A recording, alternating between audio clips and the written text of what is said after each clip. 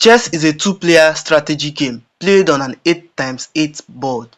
Each player have 16 pieces each. Before we dive into the video, I want you to consider leaving a like, share the video, and if possible subscribe. I put a lot of effort into this video even while I was ill, so I would love it if you like, share, subscribe, watch to the end, do anything that you feel that can actually encourage me so that I can feel that my effort is worth it. Chess is a game of war invented over 1300 years ago in the country of India under the name Chaturanga. Over the years, it changed names, the rules changed, and eventually became the chess we know today. Chess is the battle of minds. Two people face off against each other on the board of 64 squares, each controlling their own 16 pieces army, one white, one black. The army consisting of one king, one queen, two rooks, two bishops, two knights, and 8 pawns. The chess we are actually talking about, what is actually the aim? The goal of chess is to checkmate opponent's king.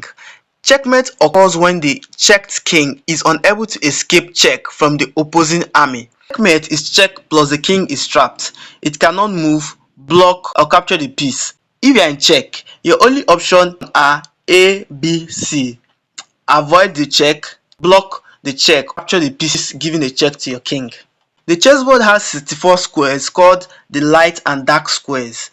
The horizontal rows are called ranks and are numbered 1 through 8. The vertical columns are called files and are given letters A through H. Each square has a name based on the rank and file to which the square belongs. For example, E4, diagonals are identified using the first and last square. For example, A1 to H8. We identify the diagonal starting in the A1 square, then go on B2, C3 until H8. White sets on the first and second rank. Black sets up on the 7th and 8th. Pawns are in the 2nd and the 7th rank. Pieces are in the 1st and the 8th rank. Queen and king are in the center, with the queen in the square with the same color and the king in the square of different colors. Then on both sides, going towards the edge, there are bishops, knights, and a rook. Note that only the knight can jump. Notice that the knight always jumps from a light square to a dark square, or vice versa. Bishops spend the whole game on the same color square initially placed on the board.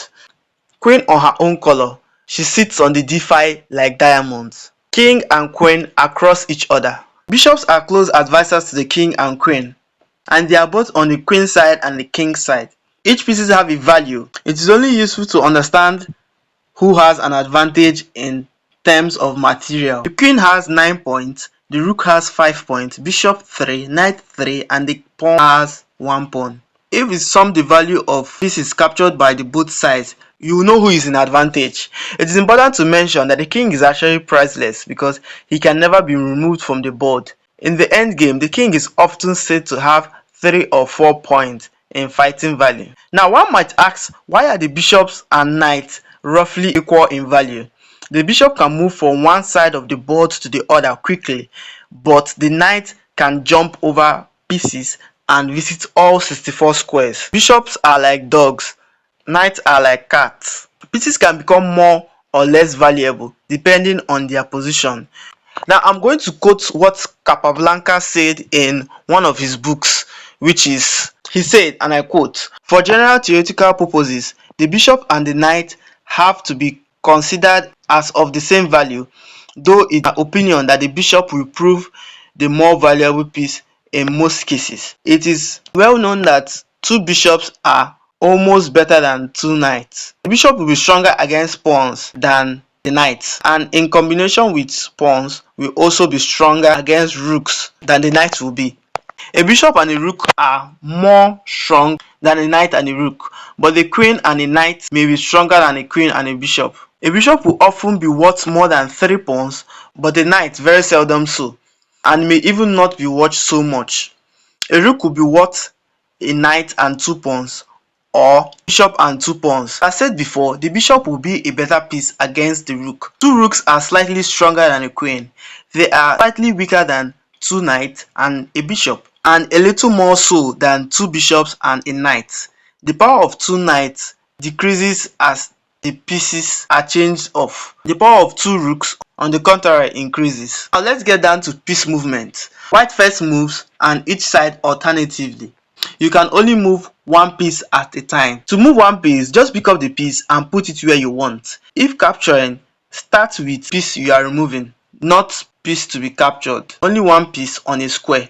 Think before you move. Now the pawns. A pawn can only move one square forward at a time. However, on the first move, it will move 2 squares if desired. Otherwise, the pawn only gets to advance 1 square each move. Take for example e4. Every pawn in its first move can move forward 2 squares. The player can also decide to move the pawn forward by 1 square. The pawn is unique because it's the only piece that captures differently from its move. A pawn may capture an opposing piece that is diagonally ahead 1 square and then take its place.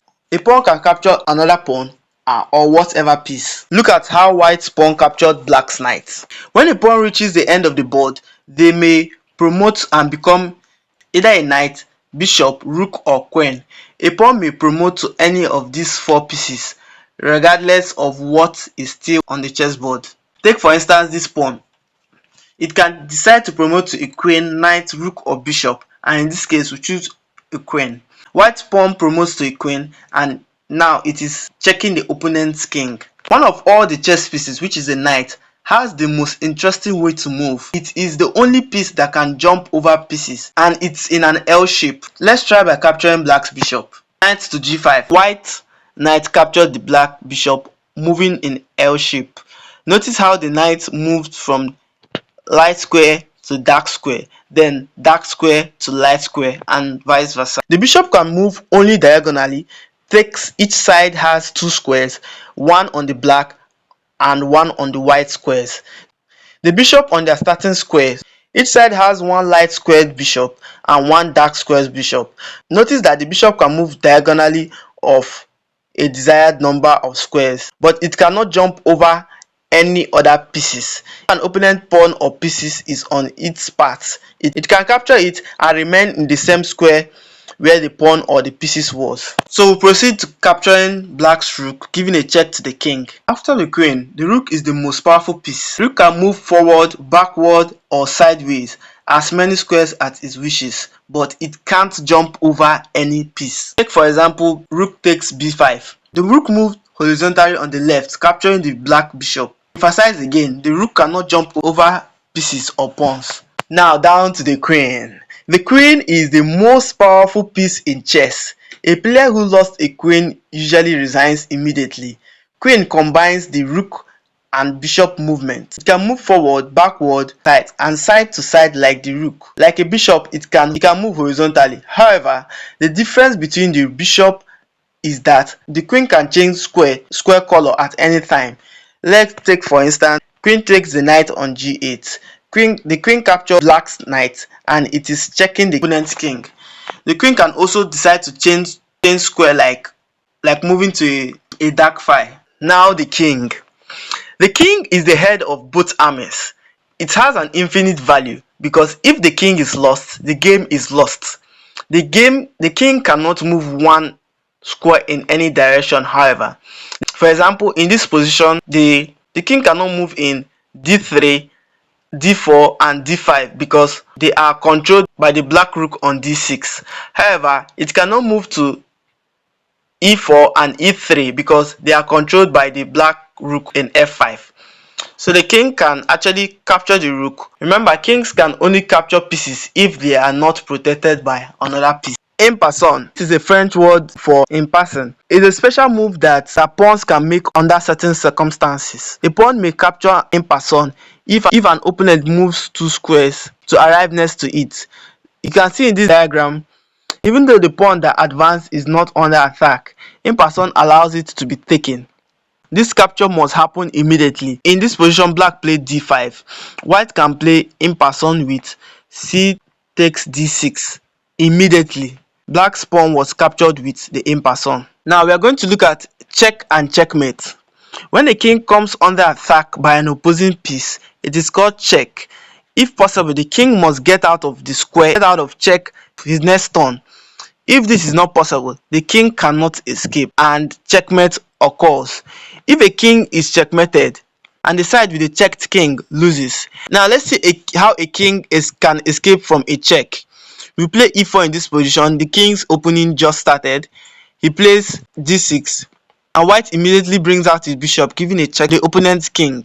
Black plays bishop d7, stopping the check. Now this is a theme in chess that many overlook. That is the checkmate and the stalemate. Checkmate occurs when a king cannot escape check by using one of the three methods listed earlier in the video. Stalemate occurs when an army has no legal moves, yet the king is not currently in check. If stalemate occurs, the game is automatically a draw. There are few other ways a chess game can end besides checkmate and stalemate. The game ends in a draw, a tie, if the same position is repeated 3 times, not necessarily in a row. 2. 50 move play out without a pawn capture. 3.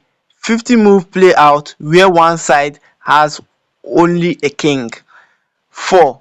White and black draw by mutual agreement. Castling involves the king and the rook. It is the only move in chess where two pieces can move at once. The king moves 2 squares to either the right or the left, and the rook jumps over the king, so they are next to each other. Castling is important because it enables the king to go to a safer place while bringing a rook to a more active place on the chessboard. In this example, the castling is completed. And the same can occur on the queen side. Castling is possible if the king and the rook have not moved throughout the game. 2. The king cannot castle out of check. When the king is checked or is under check, the king must respond to the check and not by castling. The king cannot castle pass through check or land in check while castling occurs. Take for example this position. The white king cannot castle because the white king cannot castle past the bishop's line of sight. White will have to get rid of this bishop and white can no longer castle. So this is it guys. Thank you very much for watching. Please like, please share, please subscribe.